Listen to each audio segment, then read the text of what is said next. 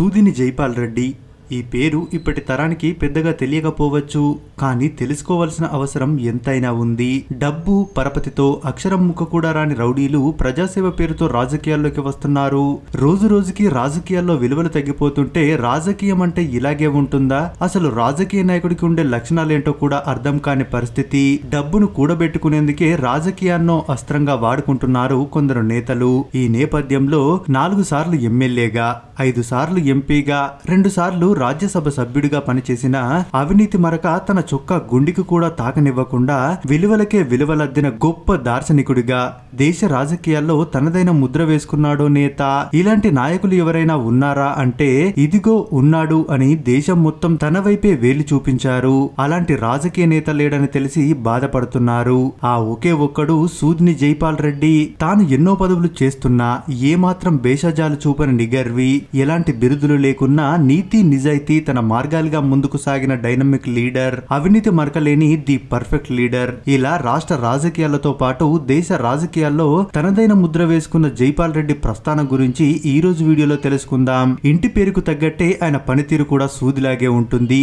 అందుకే ఆయనది ముక్కుసూటి తత్వం. ఆ లక్షణాలే పదవులే తన దగ్గరికి వెతుక్కుంటూ వచ్చేలా చేశాయి. 4 సార్లు ఎమ్మెల్యే, 5 సార్లు ఎంపీగా గెలిచారంటే మామూలు విషయం కాదు. ప్రజలకు ఎంత దగ్గరగా ఉంటారో, ఆయన వ్యక్తిత్వం ఏంటో ఈ విజయాలను అవలోకిస్తే తెలుస్తుంది. ఉమ్మడి మహబూబ్ నగర్ జిల్లా మాడుగుల గ్రామంలో సూదిని దుర్గారెడ్డి, యశోదమ్మ దంపతులకు 1942 జనవరి 16న జన్మించారు జైపాల్ రెడ్డి. మాడుగులతో పాటు నల్గొండ జిల్లా దేవరకొండలో ప్రాథమిక విద్యాభ్యాసం కొనసాగించారు. ఓయూ నుంచి ఎంఏ ఇంగ్లీష్ లిటరేచర్ లో పట్టా పొందారు. విద్యార్థి దశ నుంచే రాజకీయాల్లో క్రియాశీలకంగా ఉన్నారు. ఆయనకు 2 కుమారులు, 1 కుమార్తె ఉన్నారు. ఇక అతి చిన్న వయసులో పోలియో వస్తే విధిరాత ఇంతే అని వదిలిపెట్టకుండా పట్టుదలతో మనిషి అనుకుంటే ఏదైనా సాధించవచ్చు అనే నిజాన్ని మరోసారి రుజువు చేస్తూ తిరుగులేని నాయకుడిగా ఎదిగిన మహానుభావుడు జైపాల్ రెడ్డి. కాంగ్రెస్ పార్టీతో పొలిటికల్ కెరియర్ ప్రారంభించిన జైపాల్ రెడ్డి ఎమర్జెన్సీ సమయంలో కొన్ని కారణాలతో ఆ పార్టీ నుండి బయటకు వచ్చి జనతా పార్టీలో చేరారు. ఆ తర్వాత జరిగిన పరిణామాలతో మళ్లీ హస్తంగూటికి చేరారు జైపాల్ రెడ్డి. అక్కడి నుంచి వెనుదిరిగి చూసుకోలేదు. పని చేయడమే తప్ప ప్రతిఫలం ఆశించని నేతగా ముద్రపడ్డ జైపాల్ రెడ్డికి పదవులు వెతుక్కుంటూ వచ్చాయి. ఆ క్రమంలో ఉమ్మడి ఆంధ్రప్రదేశ్ కాంగ్రెస్ పార్టీకి పెద్ద దిక్కులా మారారాయన. పదవులైనా వదులుకుంటాను గాని విలువలు మాత్రం కాదు అనే నికార్సైన నిబద్ధతతో వ్యవహరించిన మహానాయకుడు జైపాల్ రెడ్డి. ఆ రోజుల్లో కేంద్ర పెట్రోలియం శాఖకు వ్యాపారస్తులైన అదానీ కాని అంబానీ కాని వస్తే సంబంధిత శాఖ మంత్రులతో పాటు మొత్తం అధికార యంత్రాంగం ఎర్ర తివాచి వేసి స్వాగతం చెప్పేవారు. కానీ జైపాల్ రెడ్డి కేంద్ర పెట్రోలియం శాఖకు మంత్రిగా ఉన్న రోజుల్లో కేజీ బేసిన్ కు సంబంధించి అవినీతి ఆరోపణలున్న అంబానీకి 1 నిమిషం అపాయింట్మెంట్ ఇవ్వను అని భీష్మించుకొని ఆ పైగా అంబానీకి ముక్కుకు తాడు వేసి మరీ దాదాపు 32,000 కోట్ల జుర్మానా కట్టించుకున్న గట్టి ధైర్యశాలి. ఇక ఇవాళ పత్రిక రంగం అభివృద్ధి చెందిందంటే, పత్రికా స్వేచ్ఛ ఇంతలా ఉందంటే కారణం ఆయన సమాచార మంత్రిగా ప్రసార భారతి బిల్లు ద్వారా ఆయన ప్రవేశపెట్టిన సంస్కరణలు మాత్రమే. కేంద్ర అర్బన్ డెవలప్మెంట్ మంత్రిగా అనేక జాతీయ రోడ్డులు, రహదారులు నిర్మించారాయన. ఇవాళ హైదరాబాద్ లో మనం సగర్వంగా వినియోగిస్తున్న మెట్రో రైలుకు నాదుడు కూడా అతనే. 2,800 కోట్ల రూపాయల కేంద్ర నిధులు కేటాయించి మెట్రో రైలు నిర్మాణానికి శ్రీకారం చుట్టాడు. ఎడారిగా మారుతున్న పాలమూరు జిల్లాలో కల్వకుర్తి ఎత్తిపోతల ప్రాజెక్టుకు ఆయనే ఆద్యుడు. ఆ రోజుల్లో గ్యాస్ స్టేషన్స్, పెట్రోల్ బంకులన్నీ ఆ రోజుల్లో కేవలం పైరవీ కార్లకు మాత్రమే వచ్చేవి. లాటరీ విధానమును ప్రవేశపెట్టి అప్పటిదాకా కొనసాగుతున్న అవినీతిని అంతమొందించిన చరిత్ర ఆయనది. ఇవాల్టికి కూడా ఆయన ప్రవేశపెట్టిన విధానమే కొనసాగుతుంది.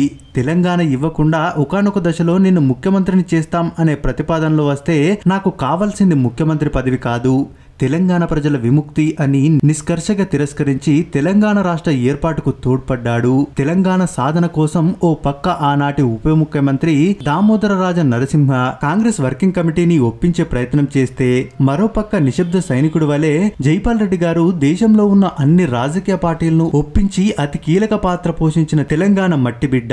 చాలా మందికి తెలియని రహస్యం ఏంటంటే, తెలంగాణ ఏర్పాటు విషయాలన్నీ సోనియా గాంధీకి విడమర్చి చెప్పడంలో, తెలంగాణ బిల్లు పాస్ చేయించడం చేయడంలో జైపాల్ రెడ్డిని కీలకంగా వ్యవహరించారు. బహుశా తెలంగాణ గడ్డ మీద పివి నరసింహారావు తర్వాత అంతటి మేధావి కేవలం జైపాల్ రెడ్డి అంటే అతియోశక్తి కాదు. పదవుల కోసం ఆయన ఏనాడు పాకులాడలేదు.